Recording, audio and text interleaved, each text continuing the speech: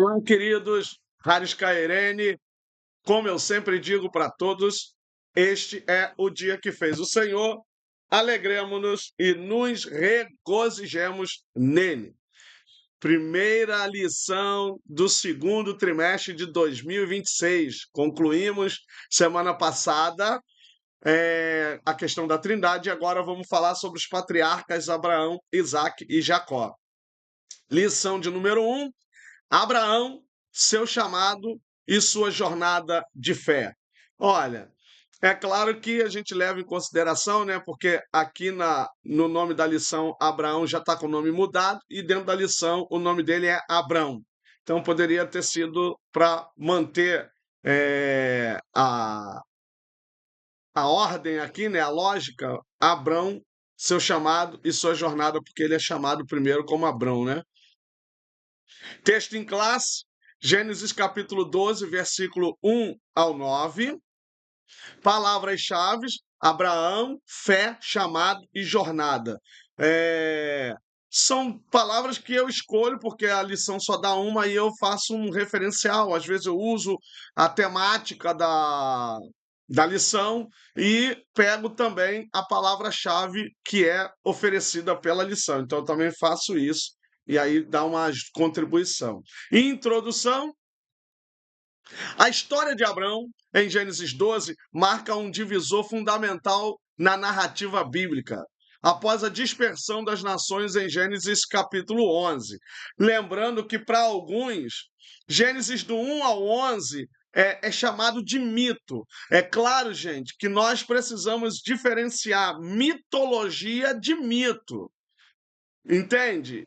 Porque não é porque eu estou dizendo que é um mito que eu estou dizendo que é mentira. É usado um gênero para mostrar a verdade. Então, para muitos estudiosos de gênero literário, Gênesis de 1 a 11 é mitos, tá? No gênero mito, para relatar uma verdade.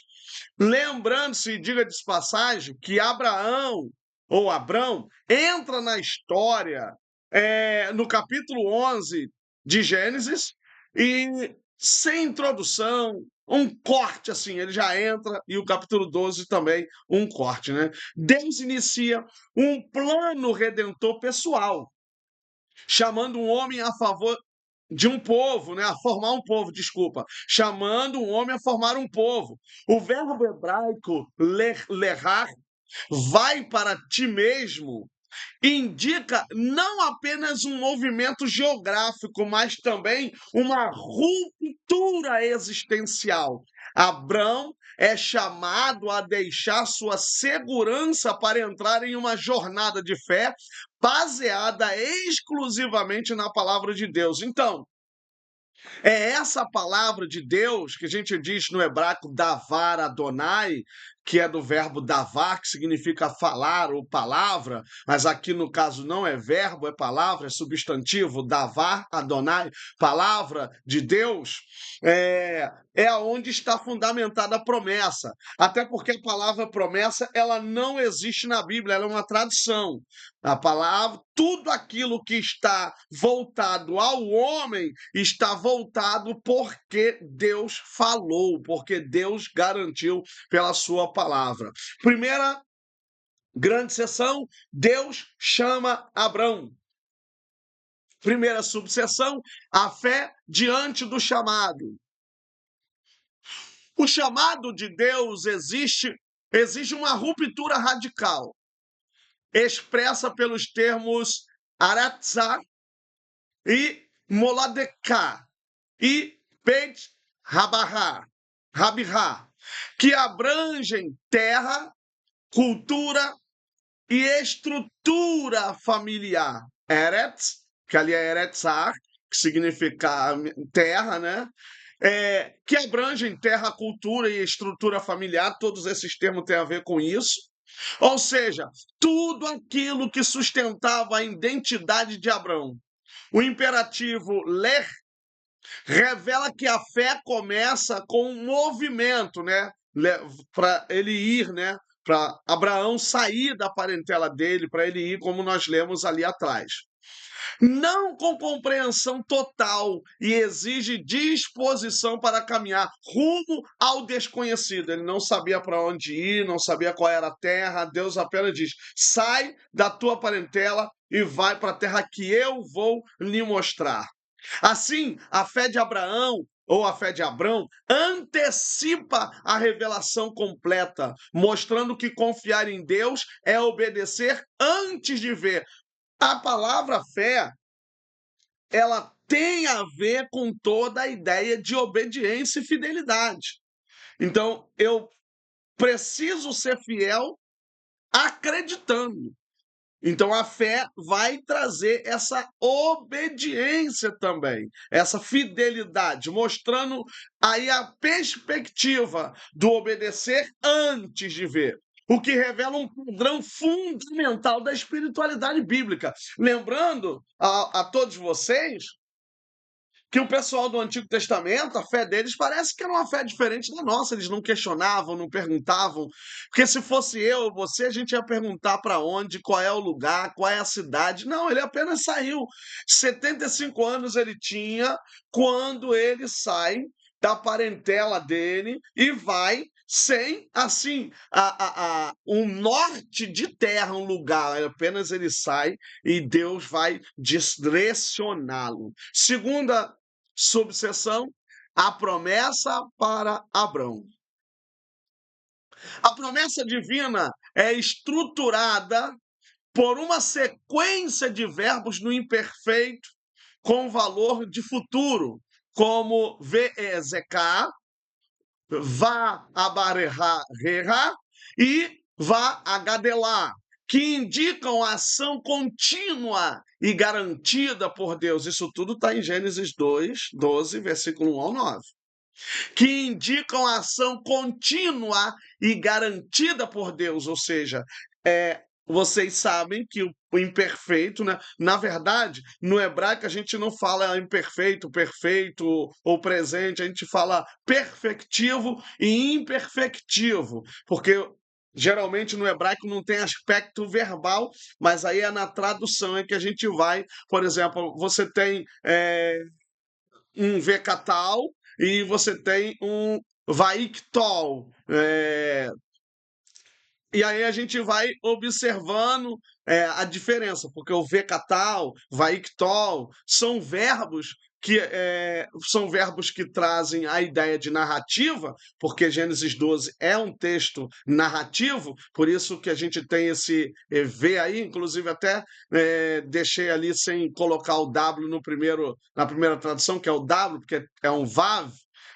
Então a gente vai vendo que esses vão dando aspecto à questão do verbo. Então, é imperfeito porque é uma ação não concluída que vai ter valor no futuro, ou seja, ela vai passando. Então, enquanto Abraão está no desenvolvimento do seu chamado, Deus vai cumprindo as suas promessas na sua vida, e isso vai demonstrando que não depende da capacidade humana. Não é Abraão, não é da riqueza que ele sai da casa do seu pai, mas é Deus que com a sua palavra, que com sua mensagem, vai fazer com que Abraão seja um homem realmente grande, com um nome grande e muito abençoado. Deus promete fazer de Abraão uma grande nação, abençoá-lo e engrandecer seu nome, estabelecendo uma aliança que envolve identidade, descendência e ruptura. Identidade, por causa do nome de Abraão. Descendência, porque ele vai ser pai de multidões. E ruptura, porque ele tem que abandonar todo o passado dele, que é um passado no meio de idolatria, que o pai dele era fazedor de ídolos. Possivelmente o pai dele não só fazia ídolos, mas imaginava ídolos e construía esses ídolos. Então Abraão, ele vai quebrar, vai sair, vai ter uma ruptura de tudo isso, de toda essa estrutura. Esses elementos, eles são essenciais no mundo antigo, mostrando que o chamado de Deus sempre vem acompanhado de promessas que sustentam a caminhada da fé. Gente, o homem viveu mais de 200 anos, mas assim, do contexto do chamado até o cumprimento da promessa, que foram 25 anos, porque ele tinha 100 anos quando Isaac nasce, eu imagino o quanto esse homem, o que ele não deve ter vivido dentro daquele contexto de Deus falando e nada de acontecer, no sentido do filho não vir, e aí vem Agar e vem o seu filho Ismael, e todo aquele processo, que acredito que nas próximas lições a gente vai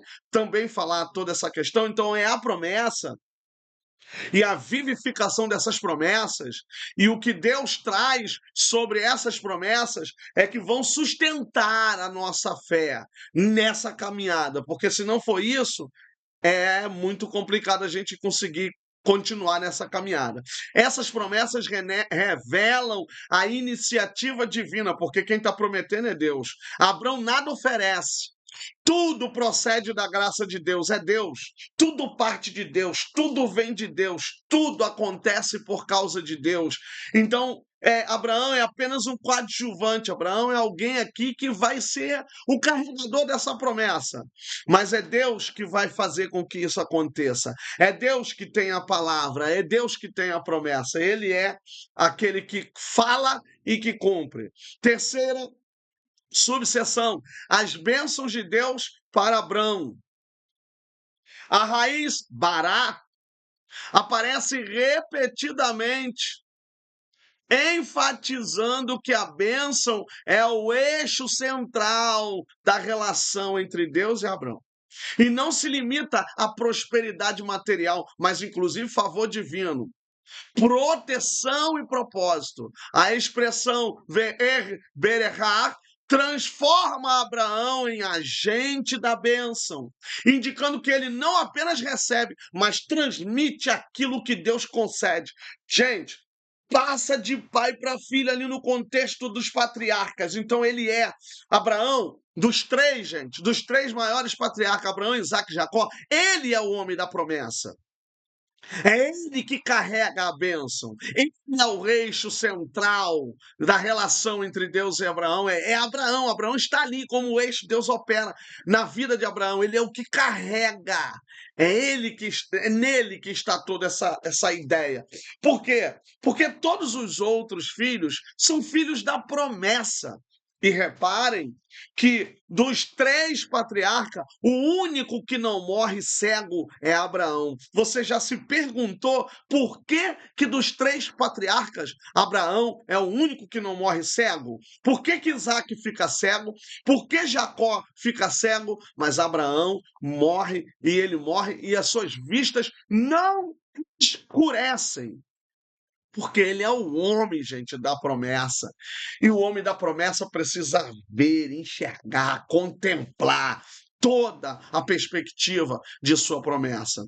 Então, essa expressão transforma Abraão em agente da bênção, indicando que ele não apenas recebe, mas transmite aquilo que Deus concede. Quando eu digo aqui que ele é o que vê, não é no sentido materialista, não, tá, gente? É já esse vê no sentido de fé mesmo.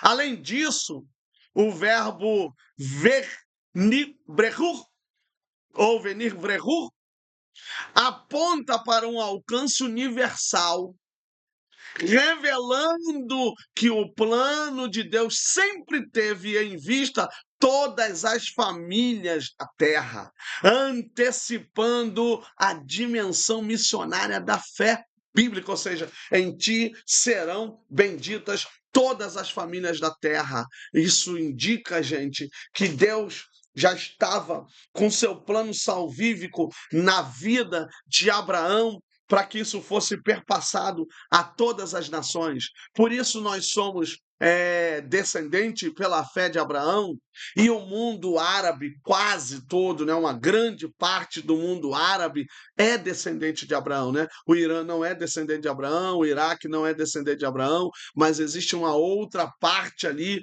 do mundo árabe que são descendentes de Abraão, né? Eu digo o Irã não é porque o Irã é a Pérsia, né? E o Iraque, alguns dizem que é a antiga Babilônia. Então você tem ali esse contexto de Deus estar agindo, de Deus estar operando, de Deus estar fazendo na vida de um homem que a gente não pode colocar na conta, ele já saiu rico, ele já saiu com gado, ele já saiu. Não, gente, isso aí é porque a família dele já era uma família abastada. Mas ele é um homem que Deus vai trabalhar porque Deus chamou.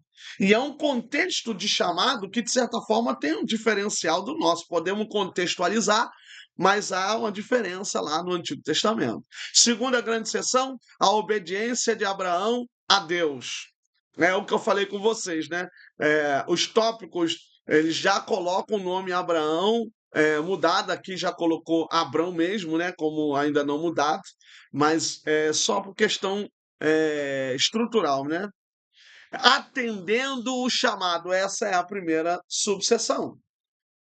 A resposta de Abrão é marcada pelo verbo velera, que indica ação imediata e decisiva, revelando que a verdadeira fé se expressa em obediência prática.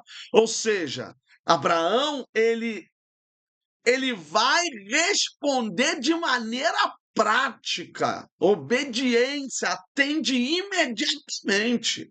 Abraão não exige garantias adicionais, nem posterga sua decisão, que é o nosso caso aqui, seria diferente. Para onde nós vamos, quais são as propostas e muito mais, mas caminha conforme a palavra do Senhor, demonstrando que a obediência é a evidência visível da fé interior. Se Deus falou, eu vou seguir. Agora você imagine, o homem não conhecia, o homem não sabia, mas Deus fala profundamente e ele responde imediatamente. O chamado, gente, tem que ser respondido imediatamente, e geralmente no Antigo Testamento a gente sempre ouve ou lê eles dizendo: eis-me aqui, que é rinene no hebraico, rinene, eis-me aqui. Então nós, quando somos chamados, essa deve ser a nossa disposição imediata, dizer: Deus, eis-nos aqui, eis-me aqui. Então essa obediência, ela é evidência invisível da fé interior. Ou seja, a fé, ela é subjetiva, mas também é objetiva, mas nesse contexto, ela é interior, mas ela se evidencia. Essa obediência dentro dessa fé, ela é evidenciada visivelmente, por quê? Porque ele parte, porque ele vai, porque ele sai, ele larga a sua família e vai embora. Essa atitude estabelece um paradigma espiritual, no qual ouvir a voz de Deus implica necessariamente agir em conformidade com ela, ou seja, eu preciso estar consonante com aquilo que eu ouvi. Deus não falou daquele jeito? Então eu preciso agir conforme aquele jeito. Se eu não agir da mesma forma, eu não estou obedecendo a palavra como ela me foi dita.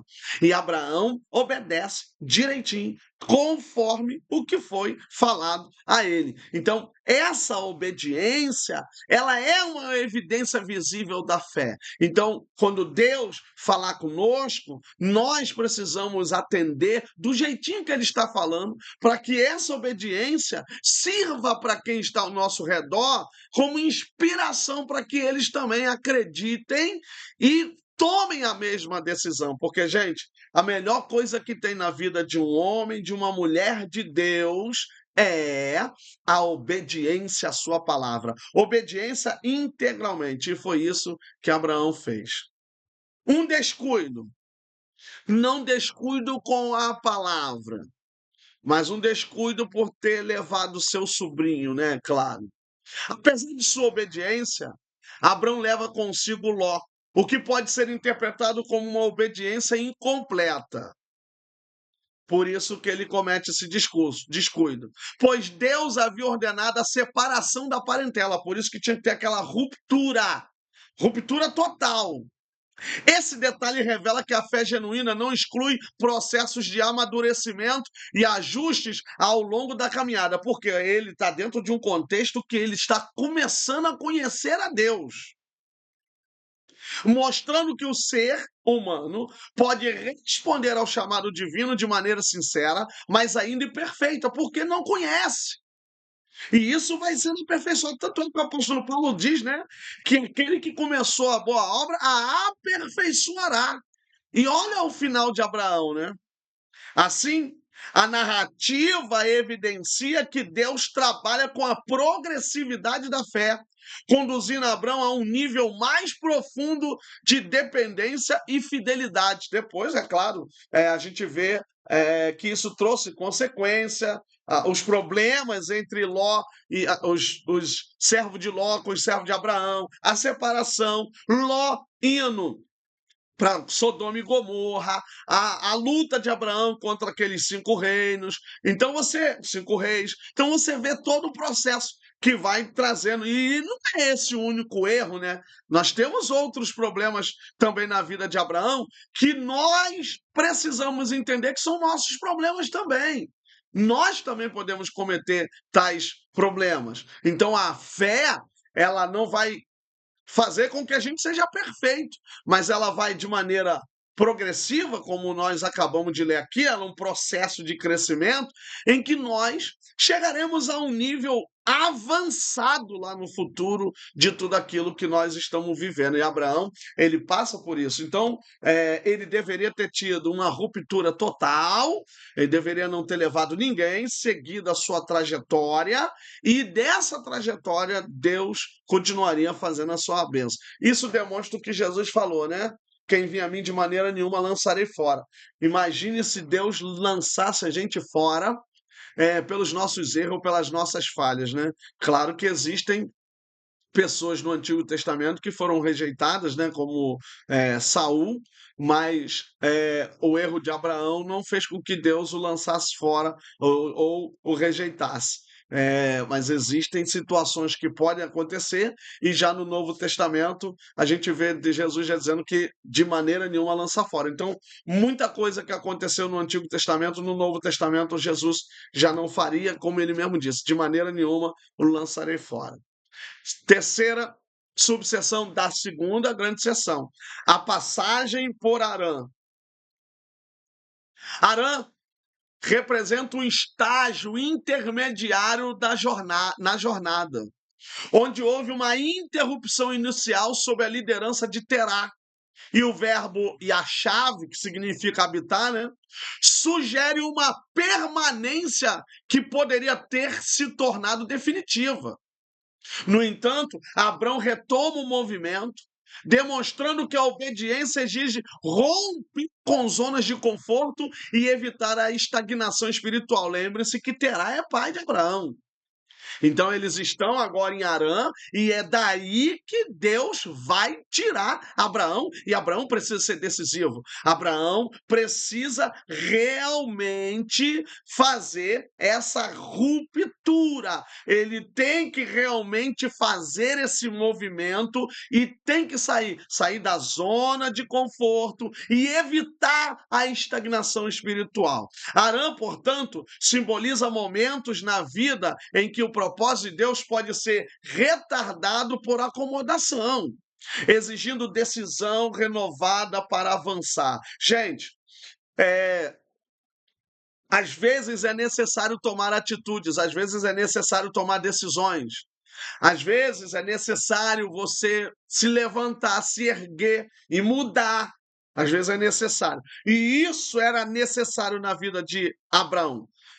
E às vezes nós precisamos olhar a Bíblia, né? Às vezes, eu falo aqui no bom sentido da palavra, ou seja, toda vez é verdade, nós devemos olhar a Bíblia e ter ela como uma bússola, como um norte para o que nós iremos decidir. Mas tem coisa que Deus já falou e tem coisa que Deus não falou, mas que precisamos nos decidir. E Abraão decidiu, e olha o que nós conhecemos hoje da vida de Abraão. Terceira e última sessão, as lutas que Abraão enfrentou ao chegar em Canaã. A dificuldade contra a fome. A presença da fome, Raav. Em Canaã, mostra que o cumprimento da promessa não elimina as crises e que a fé é provada justamente no ambiente da promessa. Gente, quem aqui não vive isso, gente? Justamente no ambiente da promessa, como eu acabei de ler, esse elemento revela que a confiança em Deus não deve ser baseada em circunstâncias favoráveis. Lembram? É por causa disso que ele vai descer para o Egito, é por causa disso que ele vai sair da onde ele está, por causa da fome. Mas na fidelidade do Deus que prometeu. Pois mesmo no lugar certo podem surgir desafios que exigem perseverança e dependência. Perseverança aqui não de ficar no mesmo lugar, mas perseverança aqui de continuar a caminhada, de continuar avançando. Gente, realmente a vida de alguém que tem promessa, ela é baseada na fé. Ela é baseada na fidelidade de Deus e na minha fidelidade a Deus.